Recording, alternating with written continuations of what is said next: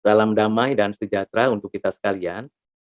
Saya akan melanjutkan pembahasan dan pembelajaran kita mengenal Perjanjian Baru.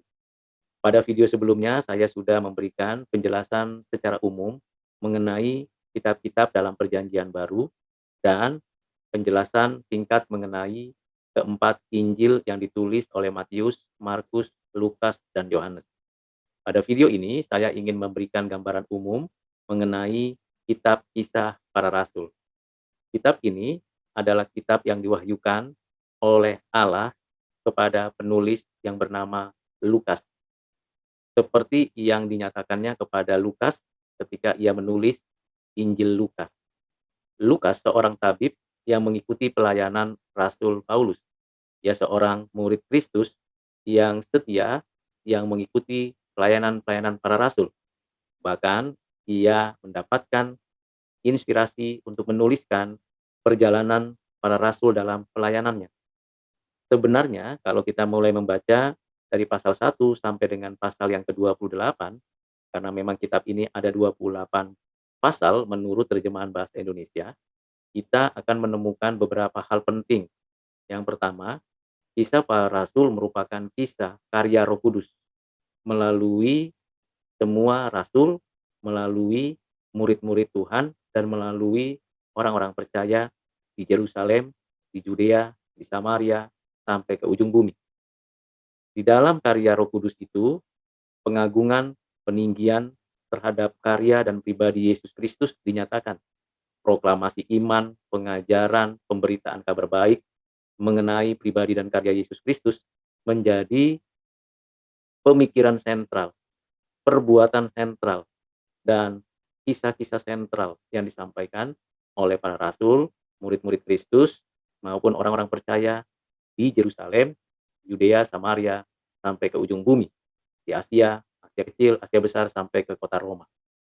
Saudara yang kekasih di dalam Kristus, kisah para rasul yang ditulis oleh Lukas seperti yang sudah kita ketahui dari ayat pertama, pasal yang pertama, kitab ini ditujukan kepada Theophilus, melanjutkan apa yang sudah ditulisnya di dalam kitab Injil, Injil Lukas.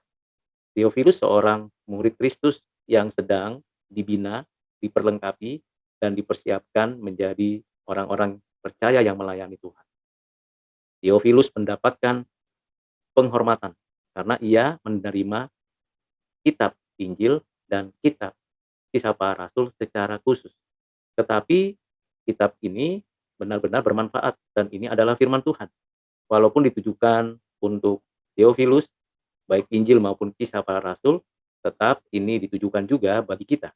Karena itu, kita bersyukur telah menerima kitab Kisah Para Rasul ini. Dari 28 pasal di dalam kitab Para Rasul ini, kita mengetahui bahwa ada 3 rasul yang penting yang diungkapkan kisahnya. Selain kisah para rasul yang lain, yaitu Rasul Petrus, Rasul Yohanes, dan Rasul Paulus. Rasul Petrus yang pertama sekali di depan publik memberitakan tentang Yesus Kristus Tuhan Juru Selamat Penebus dan menyatakan bahwa ia adalah satu-satunya Tuhan dan Juru Selamat. Lalu ia mengajar, menyampaikan kebenaran, dan memproklamasikan apa yang diajarkan di dalam pengajaran Kristus. Yang kedua adalah Rasul Yohanes. Rasul Yohanes bersama Rasul Petrus melayani, menyaksikan kebenaran dan kuasa Kristus pada jemaat dan melayani dengan sungguh-sungguh. Yang ketiga adalah Rasul Paulus yang semula adalah seorang Farisi, ahli Taurat, calon pemimpin Sanhedrin di bawah bimbingan Gamaliel yang akhirnya dipanggil, diutus menjadi rasul bagi bangsa-bangsa lain. Setelah pemanggilan pengutusan, Rasul Paulus melaksanakan misi Allah di antara orang-orang yang bukan orang Israel. Di Galatia, di tempat-tempat yang ada di Yerusalem, bahkan yang ada di Yudea, Samaria, terutama di wilayah Asia kecil, Asia besar, sampai ke Eropa, ke kota Roma. Saudara yang kekasih di dalam Kristus, kita bersyukur karena di dalam kisah para rasul ini, kita mendapatkan banyak pembelajaran tentang gereja mula-mula. Gereja yang pertama sekali secara institusional ada dan hadir dalam sejarah umat Allah di Yerusalem dan berkembang seiring sejalan dengan pimpinan Roh Kudus di Judea, Samaria, sampai ke ujung bumi. Rasul Pauluslah yang dipimpin oleh Allah untuk mendirikan gereja-gereja Tuhan di Galatia, di Korintus, di Tesalonika, di Efesus, dan juga yang memberikan support, dukungan kepada gereja-gereja Tuhan yang ada di Kolose, yang ada di Roma, dan semua pekerjaan ini dilakukan dengan 4 misi pelayanannya.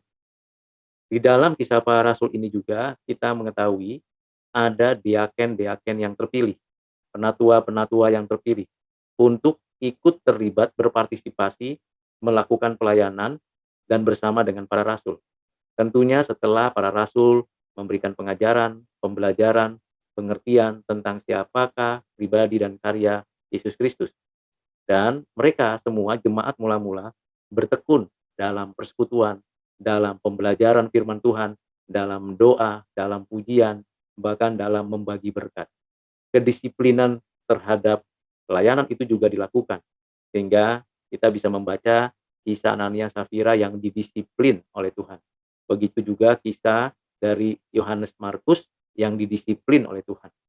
Karena itu, saudara yang kekasih di dalam Kristus, dengan kita membaca Kisah Para Rasul ini, kita mendapatkan banyak hal berkaitan tentang karya Roh Kudus. Roh Kudus yang sungguh-sungguh nyata, seperti yang dijanjikan oleh Tuhan Yesus di dalam Injil Yohanes pasal 14, 15, dan 16. Juga bagaimana Roh Kudus pribadi dari Allah yang Esa dan yang menyatakan keagungan kebesaran pribadi Yesus Kristus, anak Allah yang tunggal, yang telah inkarnasi, mati, bangkit, naik ke surga, dan yang menyatakan kuasanya. Seluruh karya apa yang diajarkan Kristus dilanjutkan dan diarahkan oleh Roh Kudus. Ada kuasa, ada mukjizat, ada karunia yang dinyatakan Roh Kudus melalui pelayanan para rasul, baik Rasul Petrus, Rasul Yohanes, Rasul Paulus, dan murid-murid Kristus yang lain. Karena itu, saudara-saudara yang kekasih di dalam Kristus, mari kita membaca kitab Kisah Para Rasul ini secara teratur dari pasal 1 sampai pasal 28. Di dalam pasal 28 ayat terakhir, kita akan mendapatkan satu ayat yang cukup penting sebagai keterbukaan bahwa kisah Roh Kudus berkarya yang tidak hentinya sampai akhirnya Tuhan datang kembali. Dengan terus terang dan tanpa rintangan apa-apa, ia, Rasul Paulus, memberitakan kerajaan Allah dan mengajar tentang Tuhan Yesus Kristus. Tentang kerajaan Allah dan Tuhan Yesus Kristus. Itulah pokok topik tema pemikiran dari semua kisah di dalam Kisah Para Rasul. Tidak ada yang lain yang diceritakan selain apa yang berkaitan dengan pribadi dan karya Yesus Kristus. Di dalam Kisah Para Rasul ini juga dituliskan mengenai pelaksanaan sakramen, baik sakramen baptisan di dalam nama Tuhan Yesus Kristus dan sakramen perjamuan yang dinyatakan oleh Tuhan melalui para rasul. Jadi 2 sakramen itu dilaksanakan di dalam Kisah Para Rasul ini. Baik di dalam Kisah Para Rasul pasal 2, pasal 8, pasal 10, dan pasal 19, di mana tiap-tiap pasal yang saya sebutkan menggambarkan tempat wilayah Yerusalem, Samaria, Yudea, dan ujung bumi. Di dalam Kisah Para Rasul ini juga untuk pertama kalinya, murid-murid Tuhan Yesus, para rasul dan orang percaya melaksanakan suatu keputusan bersama bahwa Injil Yesus Kristus, berita keselamatan, bukan hanya untuk orang Israel, bukan hanya untuk orang Yahudi, tetapi untuk segala bangsa. Kita dapat membacanya dari Kisah Para Rasul pasal 4 ayat 12 dan di dalam Kisah Para Rasul pasal 15. Dengan demikian, benarlah apa yang dikatakan Tuhan Yesus, jadikanlah semua bangsa muridku, untuk menyatakan keagungan kebesaran Allah yang beranugerah dengan penuh cinta kasih dan kebenaran. Kiranya dengan penjelasan singkat yang saya sampaikan mengenai kitab Kisah Para Rasul, mendorong saudara sekalian untuk membaca, mempelajari kebenaran-kebenaran Tuhan ini, firman Tuhan ini, untuk bekal pelayanan, pengajaran, kesaksian bagi kita sekalian. Lanjutkan terus pembelajaran kita, dan saya akan melanjutkan pembahasannya pada video selanjutnya, mengenal perjanjian baru. Tuhan memberkati saudara. Amin.